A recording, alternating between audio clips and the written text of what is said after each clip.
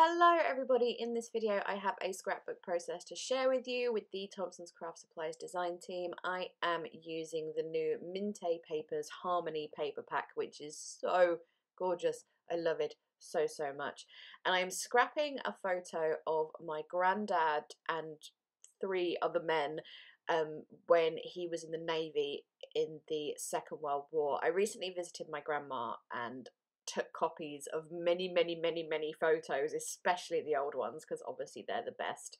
In case you're wondering what I was doing just then, the paper I wanted to use was slightly bent, so I'm just putting it under my glass mat to flatten out a bit. Anyways, yes, what was I saying about the photo? I've forgotten. I'll come back to it in a minute when I have a chance. I'll just explain what I'm doing here. So yes, this here is the AB Studio Crafters Bundle, which is basically just a bunch of papers which are all have loads of elements for fussy cutting and stuff. And I knew there were some bits and bobs that would be really helpful for this particular layout that I had planned. So I cut out some of those little postcards, then a few pieces from this paper which kind of has sort of a mix of steampunky things but also kind of masculine things as well, just kind of helpful for this particular layout. I've already said that, stop repeating yourself, Grace. And then these bits I'm cutting are from that Minte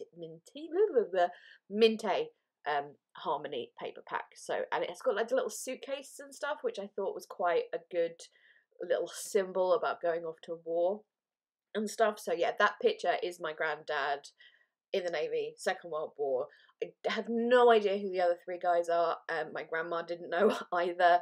My granddad is the one on the far left, and then I don't know, when I do the close-ups at the end, or if you check out my corresponding blog post on the Thompson's blog, the two guys that are like sort of slightly further back in the photo, they look so young. Like at first I was appreciating the photo because my granddad's in it and it's like historical and special and stuff, but then I saw those two and it really like grounded me for a second, because I was like, you look so young and you were going off to war. Like it was quite a moment of Urgh.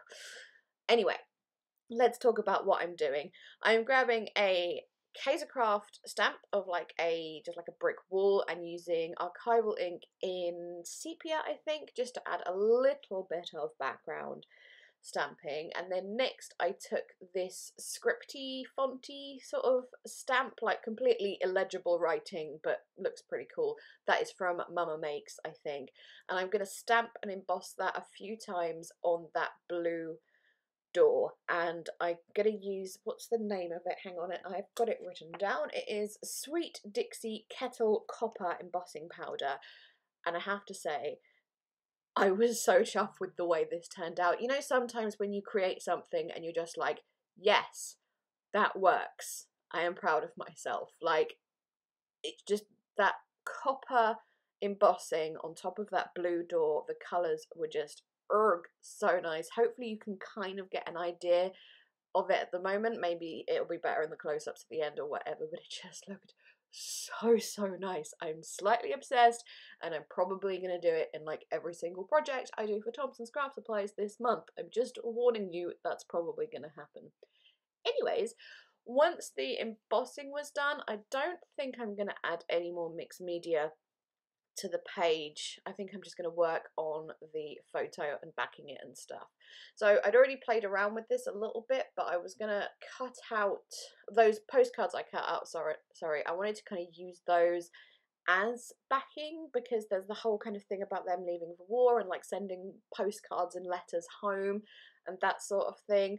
I cut out a 3x4 from another one of the Minte cut apart sheets to back the photo, but when I put it straight on there, it didn't look quite right. So I'm just adding a really thin backing of craft paper before I stick it on that 3x4. I'm so sorry, my phone keeps going off. Hang on. Right, I have now muted my sister for 15 minutes, so hopefully I can do the rest of this voiceover. Anyways, with that 3x4 card that I was going to use as backing, I wanted to just make it a little bit more interesting. So I did start off ripping it, but then I was getting too close to that blue frame part, which I wanted to be able to see. So instead I actually just cut around it and then used a distressing tool to make it look like I ripped it.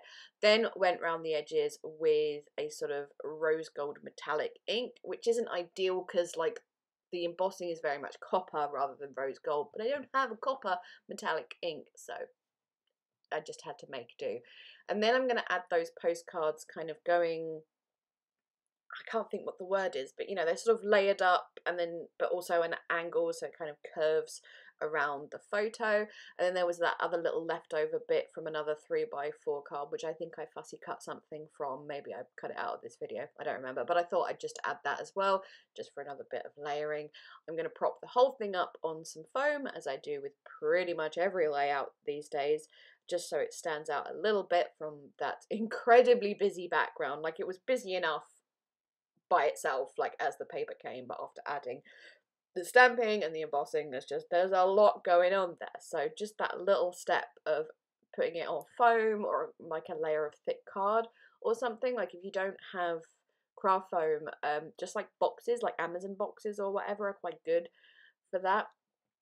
Here there was another little mini tiny little sort of 1-inch postcard that I thought I might as well add that in as well.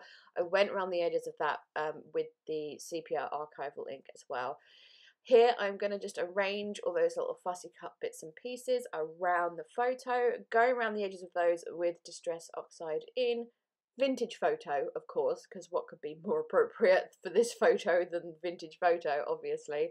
And then some of them I had to add a little bit of foam to the back so they would sort of lie flush against the photo and you don't get any awkward dipping or anything. But I'm just going to put those around. Once all those fussy cut elements were down, I then realised I hadn't done anything to those 2 postcard pieces, like hadn't put ink around the edges or anything.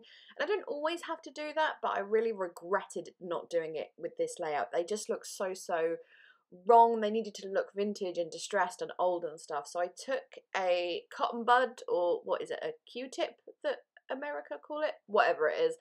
Dipped that into the Vintage Photo and then went round the edges. So it kind of looks like I've already done it before it was put down, but I'm totally cheating. Now, for titling this layout, I was completely lost. I couldn't think of anything.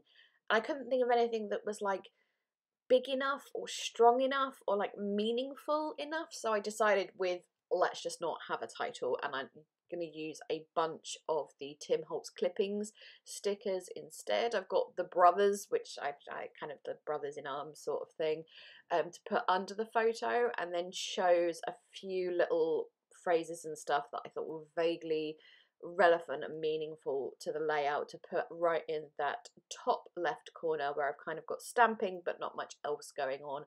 And I don't have the layout in front of me, which was not very sensible, but I kind of did them in an order that they kind of work as a little, not a poem, but a little saying or something. Like, they vaguely make sense in the order I put them down in.